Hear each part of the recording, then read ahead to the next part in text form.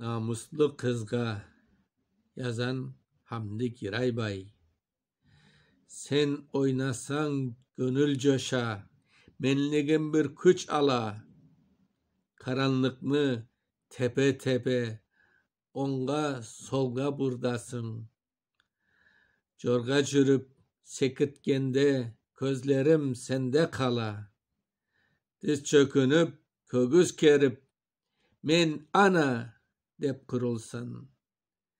Cehaletge, cat halklarga esir bolsa bu millet. Tanga yakın günlerinde senden imdat kıdıra. Ey anaylar, yaşlı kızlar, yetmedi mi bu şu zillet? Terimizni eski çarlık hainleri sıdıra. İkinci bir çelebi cihan bizge senden tuğacak. Tamamında kan kaynatkan o buzulmaz izlardır. Bir milletini batırgan, tiriltken de kızlardır. Sen endi Korantanın buzukluğun kuracak.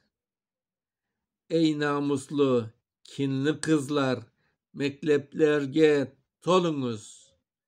Bir milletçi büyük ama birer tomris bolunuz. 21 Mart 1920 Akmescit.